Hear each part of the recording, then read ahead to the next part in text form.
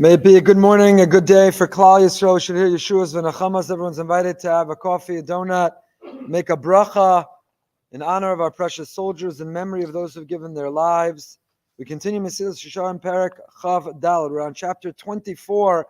The great Ramchal has been helping us chart our course towards a better and better version of ourselves, how to live with mindfulness and watchfulness and consciousness and caution, how to live with alacrity and zeal, how to rid ourselves and purge those qualities, those temptations, that Yetzirah that derails us, that sabotages our success. He's been marching us through the midos of Rav Pinchas ben Yair, this formula to living our best lives. And we're on Perek of Daled. We're up to the Perek that deals with Yiras Chet, how to live not only with the Geshmak to be a Yid, not only the joy and the fun and the energy of being a Jew, but also the Yira, a healthy dose of fear, a healthy dose of Yiras Shamayim. Not to live with, as we saw for a footner, a koach hahilul, but to not a koach hachilul, not to say everything is but to live with awe, a koach hahilul, to feel a sense of wow, the awesomeness, yiras aromamus, the greatness, the awesomeness of the Ribono Shalom. How incredible, how awesome He is. And last time we spoke about yiras chet, the idea that chet, the notion of consequences and accountability. Hashem doesn't only give us suggestions, but He has expectations. And there is consequences if we don't meet them. And all of those expectations are for our own good. The whole system of Torah, the platform of living a halachic life, is to live our best lives. It's for us, not for Him. Yet, if we don't do it, there are consequences. And He wants us to believe, to understand, to have faith not only in Him, but to have faith in the institution of Chet, the idea that we are accountable. Ukvar Matzanu, the Ramchal continues. Shamalachim agedolim v'haramim, we find that the great transcendent angels, Charedim v'roashim tamim ibnei geos Hashem. What does that mean? The Charedim all wear a velvet yarmulke. There's no kippah surga in the angels in heaven. The word Charedi is used in Tanakh. It's used by Chazal. It never meant a hashkafa, a political association, a perspective on life. Charedi means to tremble. The origin of the word we're all Charedim. It could be a Sioni, wear a kippah surga. We're all meant to be chared. We're all supposed to tremble and feel a sense of awe, the awesomeness, the greatness of the Almighty. This is His world. We serve at His pleasure. We are His guests. We are meant to be here on a mission for Him. There's consequences for what we do. So not only are all human beings, whatever their hashkafa of life, wherever they send their children, however they observe or don't observe Yom Ha'atzmaut, we're all charedim, like the angels, like the malachim. V'roashim tamim bnei geos Hashem, and shudder constantly before the awesomeness of Hashem. He's amazing. He's all-powerful. He is eternal. When one stops and pauses and considers, do you understand how many galaxies there are? Trillions of stars there are? And all the worlds and all the galaxies and all the trillions of stars are all Hashem. He created, He controls, and He's in charge of absolutely everything. He's awesome. And we should feel awe. And if the angels who are perfect and infallible, the angels who are simply extensions of Hashem Himself, and they are charedim v'roashim, they tremble and they fear Him, so all the more so we should. The Gemara in Chagiga says, Nahar dinor mehechan yotzei. The Gemara wonders, from where does the heavenly river of fire originate? Mezei asan shel chayos.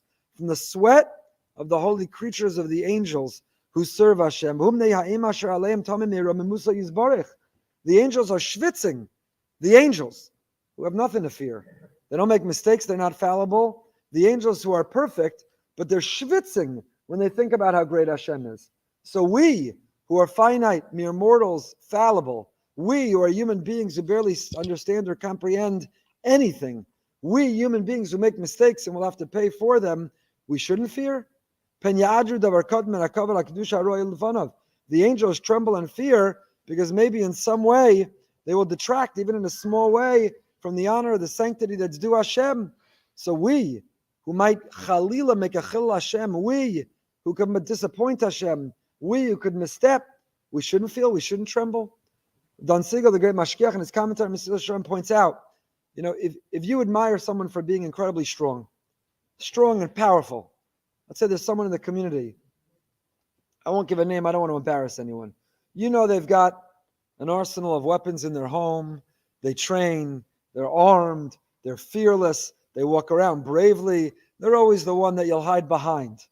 If you see them scared of someone, you're scared.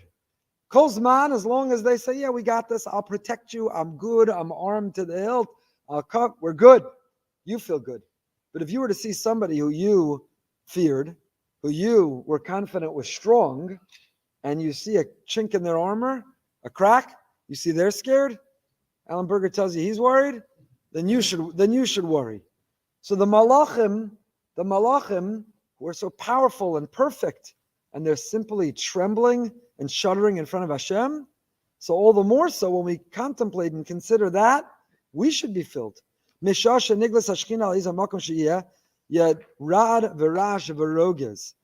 Hashem reveals himself anywhere, there's a tremor and a shudder and a quiver. There's a spiritual earthquake when Hashem reveals himself. Just having contact with his awesomeness. Pasuk says the earth shuddered, even the heaven dripped before Hashem. Yeshaya Navi says, Lu karata shamayim yaradta, mipanecha harim nazolu.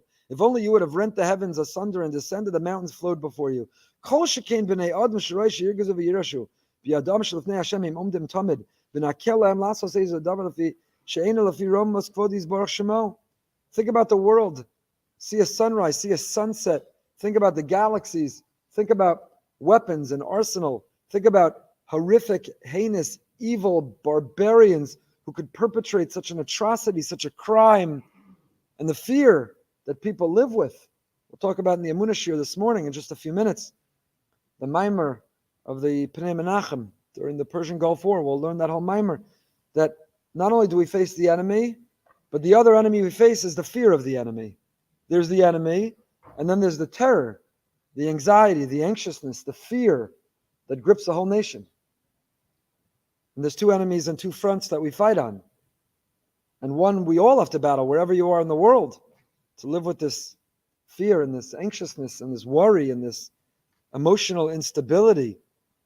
So if you consider what mere mortals, enemies, barbarians can do, the person doesn't recoil and think, wow, Hashem, this is your world and you are all powerful in what you can do. And therefore, if I disappoint you, if I fail you, if I don't meet your expectations of me, if I don't fulfill my purpose and my mission of why I'm here, wow, the consequences. Yiras hachet. Yiras haromamus is, did you see that sunrise? Wow, isn't Hashem amazing? Come, grab your guitar. Let's have a fabrengen. Let's have a kumsitz. Let's sing its geschmack to be a yid. That's Yiras haromamus. He's amazing. Yiras hachet is, and wow. So when I mess up, when I'm selfish, self-centered, when I give in to my taiva, my yetzer hara, when I don't meet his expectations, I live a self-centered life instead of a selfless, mission-driven life, and I disappoint him, wow, the consequences I'm going to face, I should tremble, I should shudder, I should fear. You ever speak to somebody who has to appear before a judge, who's waiting for a verdict? You ever talk to someone who's waiting for the lab reports of a biopsy? They're shuddering in fear, tremble, they're paralyzed. Person shouldn't live a whole life in paralysis. We have to live. But if we think about Yiras Hachet Hashem, that will motivate, that will drive, that will elevate us. He quotes many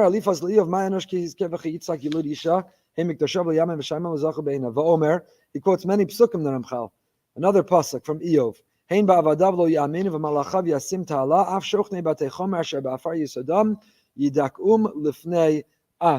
Eov says, even over this will, my heart tremble and dislodge, the tremor of his voice making itself heard.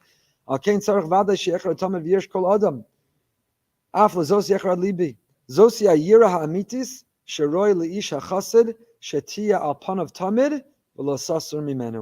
true fear should always be found on the face of a person. It should never leave him. There's one fear. Rav Soloveitchik, I don't remember if we said this. Rav Soloveitchik was approached by a psychologist, a psychiatrist in Boston, in his community, who said, what's this of a chen tein pachtecha? He says, I spend my whole career trying to rid people of their fears. And then you get together on the high holidays, Yom Noraim, and you say, give us fear, make us afraid, give us fear. People pay a lot of money to a lot of therapists, to belong to a lot of groups, to take a lot of medicine to get rid of fear. So the Rav said, you don't understand. There's one fear that eliminates all other fears. And that is the fear of Hashem. If you can live with a healthy awe and fear and relationship with Hashem, not a fear that debilitates and paralyzes, but a fear that elevates and enriches. If we can live with a healthy fear of Hashem, it eliminates all other fears. Fear of heights and fear of flying and fear of speaking and fear of public crowds and fear of Hamas and fear of anti-Semites. If you can replace it and channel it with a fear of Hashem, it's the one fear that eliminates all other fears. That's the fear should be on our face, with a smile. It's not a fear that makes you sad and fabisna and worried. It's a fear that makes you smile, because you know that He's the one I worry about, but He's also my Father and He's on my side. So it's a fear that also can put a smile on my face and overcomes all other fears. Continue with Living with Emunah in 15 minutes. May it be a wonderful Wednesday for Klal Yisrael.